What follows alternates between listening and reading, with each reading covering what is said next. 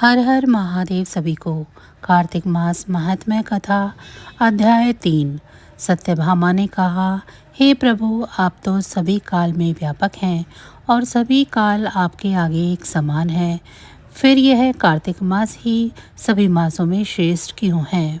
आप सब तिथियों में एकादशी और सभी मासों में कार्तिक मास को ही अपना प्रिय क्यों कहते हैं? इसका कारण बताइए। भगवान श्री कृष्ण ने कहा, हे भामिनी, तुमने बहुत ही अच्छा प्रश्न किया है। मैं तुम्हें इसका उत्तर देता हूँ, ध्यानपूर्वक सुनो। इसी प्रकार एक बार महाराजा बेन के पुत्र राजा पृथु ने प्रश्न किया कि उत्तर में देवऋषि नारद से प्रश्न किया था और जिसका उत्तर देते हुए नारद जी ने उसे कार्तिक मास की महिमा बताते हुए कहा, हे राजन, एक समय शंख नाम का एक राक्षस बहुत बलवान एवं अत्याचारी हो गया था। उसके अत्याचारों से तीनों लोकों में त्राही त्राही मच गई। उस शंखासुर ने स्वर्ग में निवास करने वाले देवताओं पर विजय प्राप्त कर इंद्र आदि देवताओं एवं लोकपालों के अधिकारों को छीन लिया।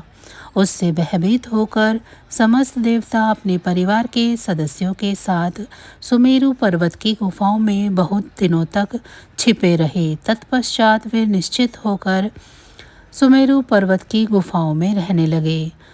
उधर जब शंखासुर को इस बात का पता चला कि देवता आनंद पूर्वक सुमेरु पर्वत की गुफाओं में निवास कर रहे हैं, तो उसने सोचा कि ऐसी कोई दिव्य शक्ति अवश्य है जिसके प्रभाव से अधिकारहीन यह देवता अभी भी बलवान है।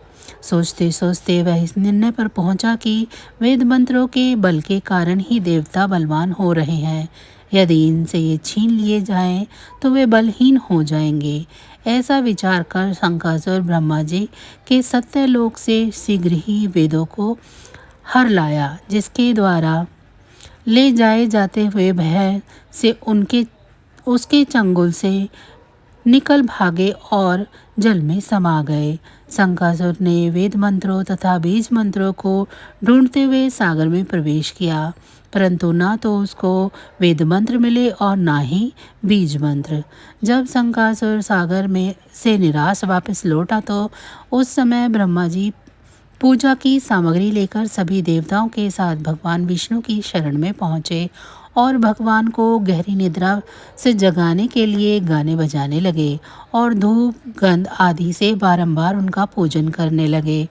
धूप दीप नैवेद्य आदि अर्पित किए जाने पर भगवान की निद्रा टूटी और वह देवताओं सहित ब्रह्मा जी को अपना पूजन करते हुए देखकर बहुत प्रसन्न हुए तथा कहने लगे, आप लोगों के इस कीर्तन एवं मंगला आचरण से मैं बहुत प्रसन्न हूँ। आप अपना अभीष्ट वरदान मांगिए, मैं अवश्य प्रदान करूँगा। जो मनुष्य अश्विन शुक्ल की एकादशी से देवोत्थान एकादशी तक ब्रह्म मुहूर्त में उठकर मेरी पूजा करेंगे, उन्हें तुम्हारी ही भांति मेरे प्रसन्न होने के कारण सुख की प्राप्ति होगी। आप लोग जो पद अर्घ्य आचमन और जल आदि सामग्री मेरे लिए लाए हैं, वे अनंत गुणों वाली होकर आपका कल्याण करेंगी। शंखासुर द्वारा हरे गए संपूर्ण वेद जल में स्थित है। मैं सागर पुत्र शंखासुर का वध कर के उन वेदों को अभी लाए देता हूँ।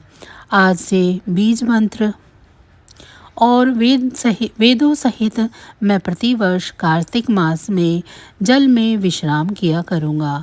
अब मैं मत्स्य रूप धारण करके जल में जाता हूँ। तुम सब देवता भी मुनीश्वरों सहित मेरे साथ जल में आओ। इस कार्तिक मास में जो श्रेष्ठ मनुष्य प्रातःकाल स्नान करते हैं, सब यज्ञ के अवृत स्नान द्वारा भली भांति नहा लेते हैं। हे देवेंद्र, कार्तिक मास में व्रत रखने वालों को सब प्रकार से धन पुत्र पुत्री आदि देते रहना और उनकी सभी आपत्तियों से रक्षा करना। हे धनपति कुबेर, मेरी आज्ञा के अनुसार तुम उनके धन धान्य की वृद्धि करना, क्योंकि इस प्रकार का आचरण करने वाला मनुष्य मेरा रूप धारण करके जीवन मुक्त हो जाता है। जो मनुष्य जन्म से लेकर मृत्यु उपरांत विधि पूर्वक इस उत्तम व्रत को करता है, वह आप लोगों का भी पूजनीय है। कार्तिक शुक्ल पक्ष की एकादशी तिथि को तुम लोगों ने मुझे जगाया है, इसीलिए यह तिथि मेरे लिए अत्यंत प्रतिदायनी और माननीय है। हे देवताओं, यह दोनों व्रत नियम पूर्वक करने से मनुष्य मेरा सानिध्य प्राप्त कर लेते हैं। इन व्रतों के करने से जो फल मिलता है वह अन्य किसी व्रत से नहीं मिलता। अतः प्रत्येक मनुष्य को सुखी और निरोग रहने के लिए कार्तिक महात्म्य और एकादशी की कथा सुनते हुए उपयुक्त नियमों का पालन करना चाहिए। तो बस आज की जानकारी इतनी ही थी। फिर मिलेंगे हम आपको ऐसी ही किसी अन्य जानकारी के साथ अगली वीडियो में। तब तक अगर आपको मेरी ये जानकारी अच्छी लगी है तो वीडियो को लाइक करें। चैनल को अभी तक सब्सक्राइब नहीं किया है तो चैनल को सब्सक्राइब कर लें। भगवान विष्णु की कृपा दृष्टि आप सभी पर सदैव बनी रहे। इसी के साथ अब मुझे दीजिए इजाज़त। आप सभी का बहुत बहुत धन्यवाद। जय श्री हरि विष्णु।